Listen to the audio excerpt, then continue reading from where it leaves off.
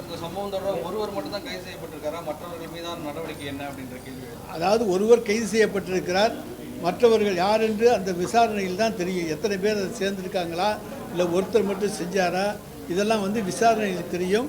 ஒருவரை கைது செய்து உடனடியாக ரிமாண்ட் செய்து விட்டோம். நிறைய வீடியோக்கள் அதில் இருந்ததா குறிச்ச தகவல்கள் வந்து அவருடைய செல்போனில் மற்ற மாணவர்களிடம் அது தொடர்பாக விசாரிக்கப்பட்டு கூடுதலான அந்த வழக்குகள் போடக்கூட வாய்ப்பு இருக்கா? அதெல்லாம் பரிசீலனை செய்து வெளியே தெரியாதவாறு, அவர்களுக்கு எந்த விதமான பாதிப்பும் ஏற்படாதவாறு என்னென்ன நடவடிக்கைகள் எடுக்க வேண்டுமோ அதை தலைவர் தளபதியின் அரசு நிச்சயமாக எடுக்கும். இப்போ திமுகவோட தொடர்பு படுத்தி 4 புகைப்படங்களும் வெளியிட்டிருக்கிறார் பாஜக தலைவர் அண்ணாமலை. மூணு புகைப்படம். சட்ட ரீதியான நடவடிக்கைகள் எதுவும் எடுக்க வாய்ப்பு இருக்கு? அதாவது நாங்களே விளக்கம் சொல்லிட்டோமே, அவர் எங்கள் திமுகவில் தொண்டர் கிடையாது, அடிப்படை உறுப்பினர் கிடையாது, மாணவர் அணியிலையும் கிடையாது, எங்களுக்கு அவருக்கு சம்மந்தம் கிடையாது. அது நீங்கள் இப்போ அந்த இடத்துல நிற்கிறீங்க, இவர் இந்த இடத்துல நிற்கிறாரு, 2 பேரையும் சேர்த்து இங்கேருந்து ஒருத்தர் வந்து கேமரா வச்சு எடுத்துட்டா அது வந்து எப்படி சேர்ந்து எடுத்ததாக வராது. அதுபோல் இன்னொருத்தர் வந்து சைதாப்பேட்டை தொகுதியினுடைய சட்டமன்ற உறுப்பினர், அமைச்சர், அவரை பார்த்து நன்றி சொல்ல எவ்வளோ பேர் வரலாம், வாழ்த்து சொல்ல எவ்வளோ பேர் வரலாம். அந்த மாதிரி இப்போ என்னை சந்திக்க வர்றவங்க பூரா பேரும் நேர்மையானவங்களா நல்லவங்களான்னு தெரியாது. அதுபோல் அப்படி வந்தவர்கள் தானே தவிர அவருக்கு எந்த விதமான தொடர்பும் கிடையாது, நட்பும் கிடையாது. அது அவர்கள் மேற்கொள்வார்.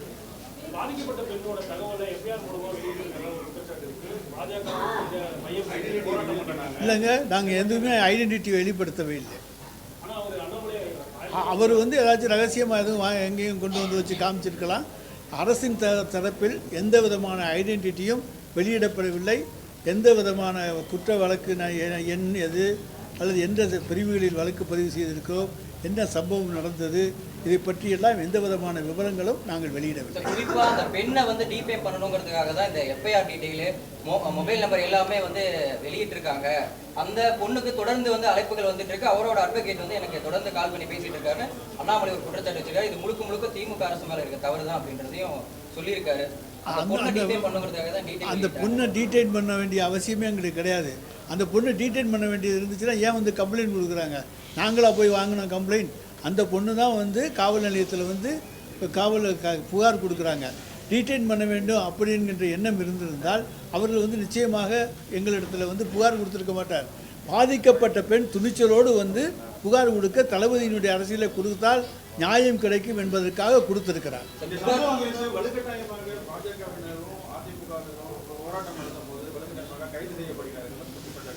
என்ன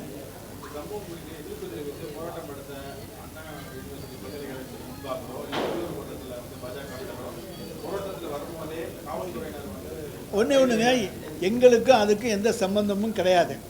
அரசாங்கம் குற்றவாளியை பிடித்திருக்கிறது. என்ன சம்பவம், உடனடியாக ரிமாண்ட் செய்யப்பட்டிருக்கின்றார். அதுக்கப்புறம் நடவடிக்கைகள் தொடர்ந்து எடுக்கப்பட்டு வருகிறது. விரைவில் விசாரணை அறிக்கை தாக்கல் செய்யப்பட்டு நீதிமன்றத்தில் விசாரணை நடைபெற போகிறது. அவர்களுக்கு ஏதாவது விவரம் தெரிஞ்சால் அங்கே வந்து சொல்லட்டும். இதை வந்து அரசியலாக்க பார்த்தால் அது இந்த ஆட்சியில் நடக்காது.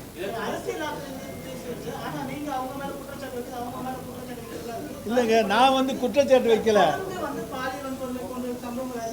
பாலியல் சம்பவங்கள் தமிழ்நாட்டில் தான் குறைவுங்கிறத புள்ளி விவரத்தோடு சொல்லியிருக்கேன்.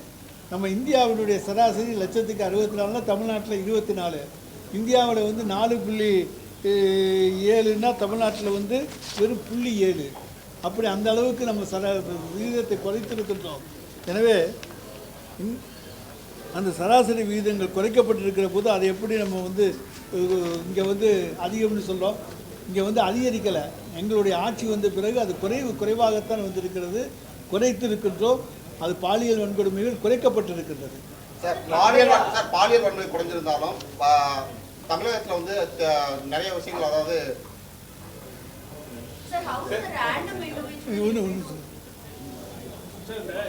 வெளியே வந்து நிறைய சோசியல் மீடியாலே பரவாயில்ல மாதிரிலாம் பார்க்கறதா இருக்கு. பிஜேபி தரப்புல சொல்றாங்க, சோசியல் மீடியாலே வந்துருக்கு இந்த மாதிரி எஃப்ஐஆர் வெளியே வரப்ப மேற்கொண்டு வேற ஏதாவது ஒரு பாதிப்பு நடக்கிறப்ப பெற்றோர் எப்படி வந்து தைரியமா கம்ப்ளைண்ட் கொடுப்பாங்கன்றத அவங்களுக்கு இல்லைங்க. அந்த பெண்ணுடைய பேரோ மற்றதோ எதையுமே நாங்கள் வெளியிடவில்லை. பாதிக்கப்பட்டவர் யார் வந்து புகார் தந்தாலும் அவர்களுக்கு தகுந்த பாதுகாப்பு கொடுப்போம். குற்றவாளியை நிச்சயமாக அவர்களுக்கு தண்டனை வாங்கி கொடுப்போம். அதில் யார் பாதிக்கப்பட்டாங்களோ வந்து தைரியமாக புகார் கொடுக்கலாம். நாங்கள் அவங்களெல்லாம் வந்து குற்றவாளியை காப்பாற்ற வேண்டும் என்கிற எண்ணம் எங்களுக்கு கிடையாது. அது வேணால் வேறு கட்சிக்காரங்களுக்கு இருக்கலாம்.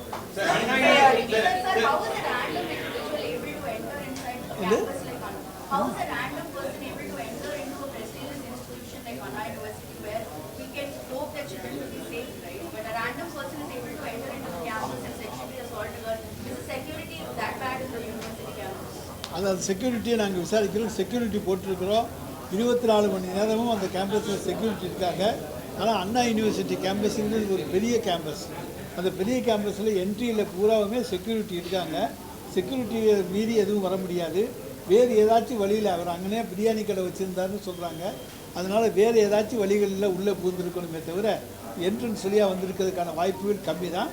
அதையும் நாங்கள் அந்த கோணத்திலும் விசாரிக்கிறோம்.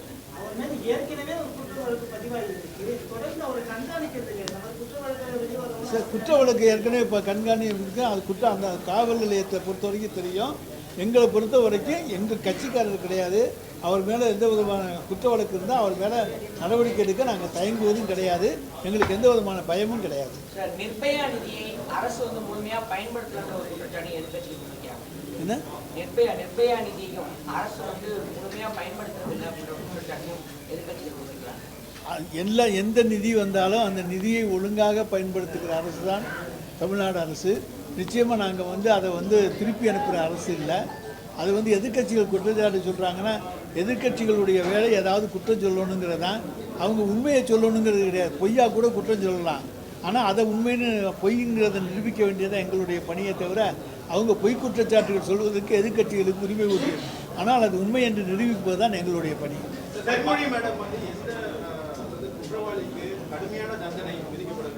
நிச்சயமாக கடுமையான தண்டனை விதிக்கப்படும். நிச்சயமாக கடுமையான தண்டனை வாங்கி கொடுக்க நாங்கள் வழக்காடுவோம். தமிழ்நாட்டில் பாலியல் வன்முறை கம்மியாக இருக்குது. ஆனால் ஆணவ படுகொலை இந்தியாவிலே அதிகமாக இருக்கு மாநிலம் தமிழ்நாடு தான் சொல்லிட்டு கே பாலகிருஷ்ணன் சொல்லியிருக்காரு. ஆணவ படுகொலை மற்ற மாநிலங்களிலெல்லாம் வெளியே தெரிகிறதில்லை. உத்தரப்பிரதேசத்துலேயும் பீகாருக்கு போயிட்டு வந்திருந்தீங்கன்னா தெரியும். இங்கே மக்கள் தைரியமாக புகார் கொடுக்கின்றதுனால ஆணவ படுகொலை தமிழ்நாட்டில் வெளியே தெரிகிறது. மற்ற மாநிலங்களில் அங்கே தெரிகிறதில்லை. ஆணவ படுகொலை என்னென்ன நடக்குதுன்னு மற்ற மாநிலங்களில் இருக்கக்கூடிய உங்களுடைய ஊடகவியலாளர்களை கேளுங்கள். நிறைய நடக்கின்றன, அவை மறைக்கப்படுகின்றன. கூட்டணி கட்சி தலைவராக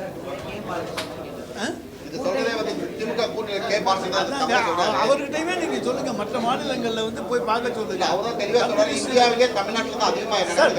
ரெக்கார்ட் ஆகுறது தமிழ்நாட்டில் அதிகம்.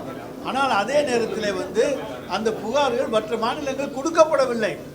கொடுக்கப்பட்டால் தான் எண்ணிக்கை தெரியும். அவர்கள் பயந்து கொண்டு கொடுக்காமல் இருக்கிறார்கள். அதுக்கு நாங்கள் ஒன்றும் பண்ண முடியாது. இங்கே இந்த ஆட்சியில் தைரியமாக கொடுக்கலாங்கிற நிலைமை இருக்கு. தைரியமாக கொடுக்குறாங்க. அதே மாதிரி பாலியல் குற்றச்சாட்டு நிறைய இல்லையே, யாராக இருந்தாலும் தைரியமாக கொடுக்குறாங்க.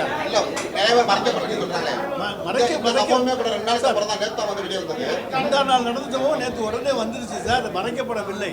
மறைக்க வேண்டிய அவசியமும் எங்களுக்கு கிடையாது. தமிழ்நாட்டை பொறுத்த வரைக்கும் பாலியல் கொடுமை, வன்முறை கொடுமைகள்லாம் உடனுக்குடன் இப்பொழுது புகார் கொடுக்கப்படுகிறது. ஏனென்று சொன்னால் உரிய நடவடிக்கை இந்த அரசு எடுக்கும் என்கின்ற நம்பிக்கை மக்களுக்கு இருக்கிறது.